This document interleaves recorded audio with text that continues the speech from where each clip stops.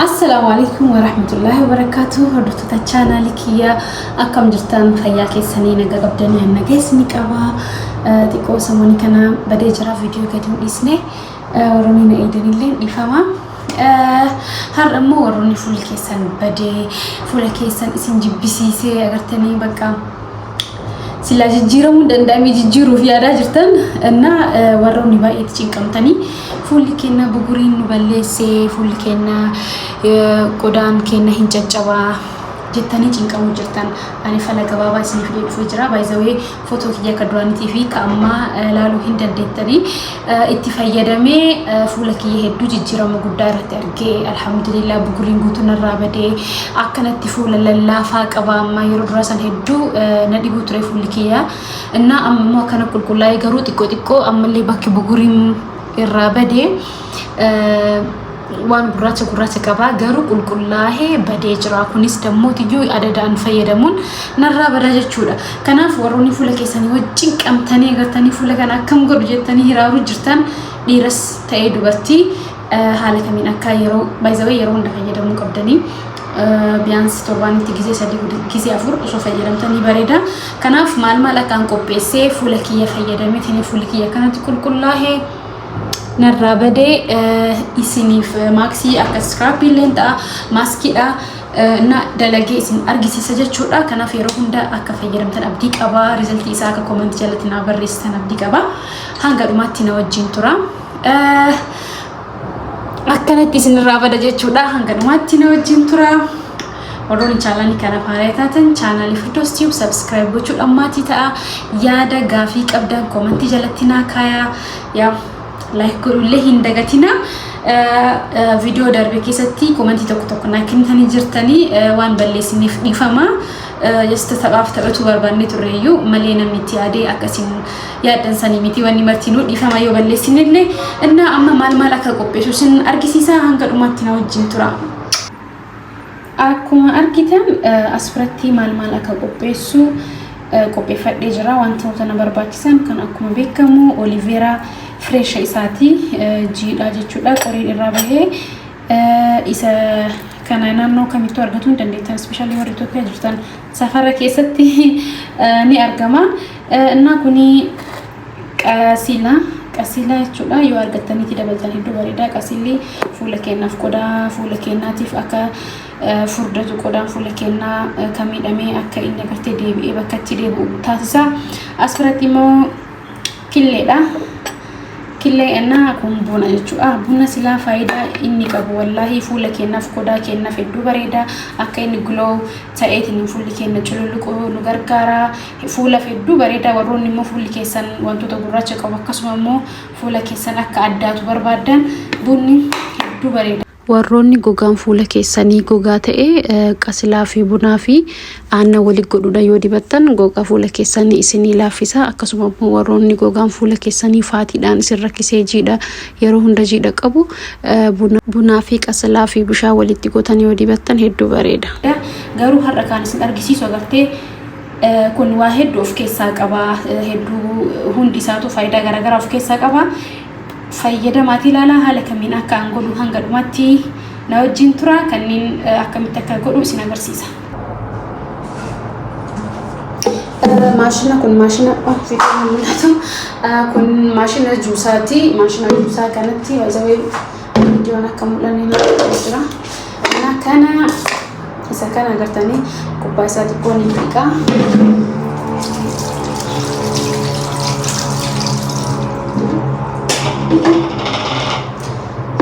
kana kukkutee akka inni dakkamutti keessatti na baajechu quncisu yookaan immoo maannoo akka keessaa san qofa fayyadamuun dirqamaa miti gubbaa wajjin haaluma kanaan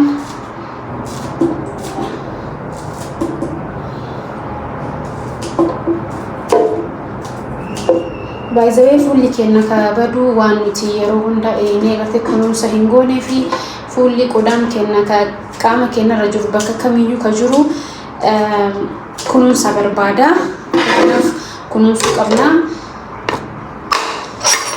amma killee wajjin jira kana eegasii godha እና qaama keenya irra waan martinu kunuunsa barbaada baay'ee qodaan qaama keenya aspirati ka fayyadamu killee askwali isa yellow san qofa fayyadama jechuudha.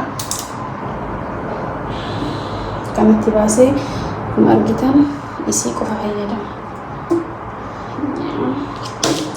Kana kasumatti isa jechuudha. Nayoon kun isinee qodaan kenna martinuu ka harka kennaa ta'ee kunuunfamuu qaba. Ka miila kennaa qaama kenna guutuu qaama dhiqannee yoo looshinan dibannee yoo yeroo tokko tokko scrapidhaan qaama kenna riine qaamni kenna hin goggogaa hin caccabaa. Especially ka fuula dafee dulloomaa dafee caccabaa. Kanaaf fuula kenna kunuunsuun yaa namatti hin tolu namni ni fata yeroo hunda garuu biyaas darbee torbaanitti yeroo takka kunuunsa qaama kennaatti osoo goone bareeda. Yoo barbaaddan wajji daakullee hin dandeettanii ani garuu ka barbaadu akka inni sirriitti smuuzii ta'utti itti naqee wajjiin daakuu barbaade jechuudha. Innaa asittis irdii miti kun qasila maankiyaa lama fayyadamee waan guutiniif itti dabale. Kun immoo buna.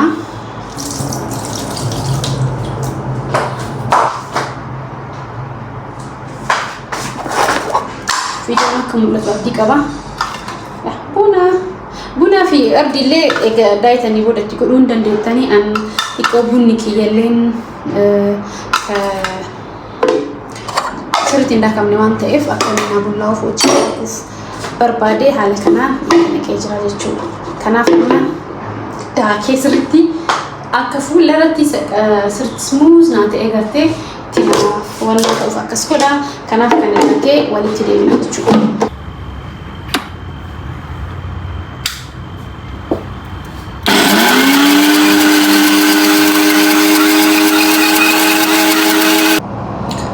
Akkuma argitan daakee fidee jira. Innaa asitti naqadha. Baay'ee akkanatti firiijii keessa keettanii guyyaa muraasa fayyadamuu dandeettanii.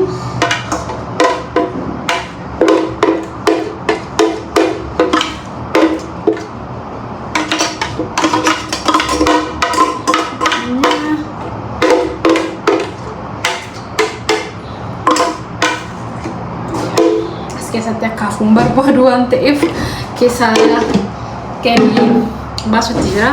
So akkana jira jechuudha. Wanni marti maxxaniidhaan itti godhamee ittiin heddummaannee kana fuula kiyyaatti dibadhaa jechuudha. Fuula kiyyaaf fuula kamiifuu fuula nama kamiifuu hedduu bareeda. Nama bugurii qabu qofaa miti. Namni fuulli isaa qulqulluullee fuula isaa kunuunsuudhaaf akka qodaan isaan caccabneef akkasuma immoo akka buguriin ittiin baaneef isa gargaara. Namni kamiyyuu sila fayyadamee bareeda. Amma inni dibadhaa jechuudha.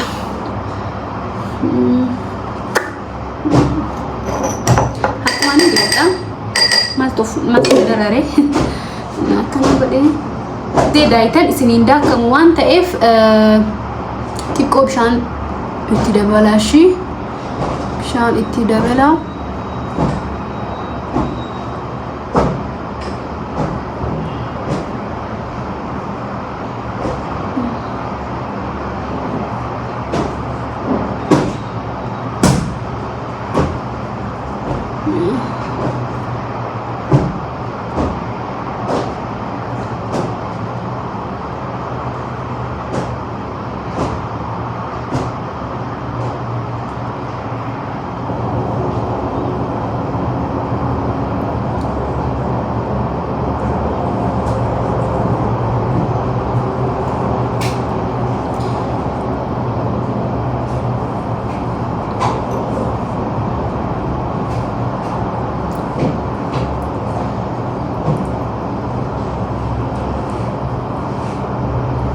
Moisturize godhuun dagatina akkanatti xiqqoo susukkuumu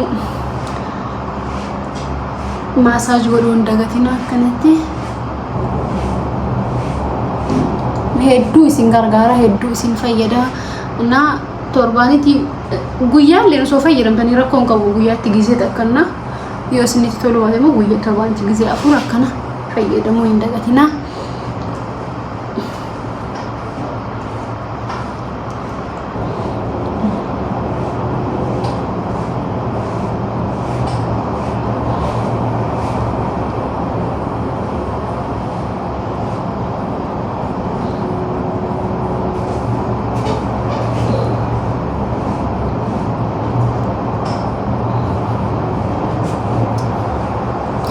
akkanatti daqiiqaa 15 tura amma daqiiqaa 15 booda walitti deebinaa hanga sanii nagayaannaa tura. Fuula keessan xiqqoo akka nama gubuu ta'a. Namni fuula keessan qodaa sensitiivii ta'uuf akkuma scrapii tokko jechuudha. Yaa xiqqoo ture isin isa jechuudha akka nama gubuu sun jechuudha. Amma xiqqoo isii akka nyaatu akkas ta'e anna xiqqoo ture hin dhaabbata. Xiqqoo ture walitti deebinaa jechuudha yeroo inni xiqqoo akka nama akka goggogu yeroo ta'u shi akka hundaa waliin gadi badhe walitti deebina. Akkuma argitan erga inni gogee booda walitti deebinee jira. Gogee jira fuula kiyya akkanatti naqaqqabutti jira. Ana daqiiqaa 15 buna waan qabuuf xiqqoo daqiiqaa 15 irra silaa ofirra tursiisuu baattanii bareeda. Ana amma hin dhiqadhee walitti deebinaa jechuudha. Amma iyyuu baay'ee fuula kiyya keessatti glow godhu jira. Akkuma argitan yoo dhiqadhee immoo kana daran akka bareedu abdii qaba. Dhiqadhee walitti deebina shi. Akkuma argitan dhiqadhee walitti deebinee jira. Hin goggosinee fuula kiyya. Na la homaan dibannee baay'ee waan takka hin dibannee wallahi naam hedduu bareedaadha. Na fuula kiyya akkuma argitan akkanatti bareede hin dhiqadhe malee homaa hin dibannee baay'ee waan takka hin dibannee maalifi ammayyuu laafadha baay'ee na fayyada jechuudha. Akkasuma muutiyyuu yoo dandeettan maanu irdii fi yookaan daa'ima walitti gootanii irdii yookaan qasila jechuudha. Daa'ima walitti gootanii yeroo dibattan fuula keessan oh my god hedduu bareeda hedduu lallaafaa. Kanaaf fuula keessanitti jabaadha. Fuulli qabdan tokkicha qofa specially warra dubartiitiif kana jechuun immoo warra dhiiraa hin fayyadamin osoo hin taane numaraayyuu nu fayyada. Fuulli keenya akkuma beekamu fuulli tokkichuma kana. Kanaaf sirriitti qabadha. Akka kiyya kanatti akkuma screen gubbarratti argitan fuula kiyya ka duraaniitiif ka ammaa yoo ilaaltan isin faraduu hin dandeettani. Kanaaf akkana godhaati fayyadama. Torbaanitti guyyaa 4 torbaanitti guyyaa 3 guyyaanis yoo barbaadan fayyadamuu hin dandeettani. Kun uumama keemikaala hin qabu qaama keenyaaf bareeda. Yoo yeroo hundayyuu dibanne homaa nama hin godhu jechuudha. Kanaaf akka kiyya kanatti fuula keessan qulqulleessaa amma yeroo baay'ee yoo dibadhe kan kunis narraa bada jechuudha. Akkuma argitan kaan yoo wal biratti ilaalamu fuulli kiyya qulqulluu jedhama. Alhamdulillah isinis akka akkas gootanii fayyadamtanii deebii isaa comment jala naa kennitan abdii qaba. Isin jaaladha hanga dhumatti waan na hordoftaniif warroonni chaanalii kanaaf haaraa taatan chaanalii Firdaws Tube subscribe godhaa. Maatii ta'a yaada fi gaafii qabdan comment jalatti naa kaayaa. Hedduu isin jaaladha. Galatooma nagaannaa tura. Wassalaamu alaikum warahmatullahi wabarakatuh.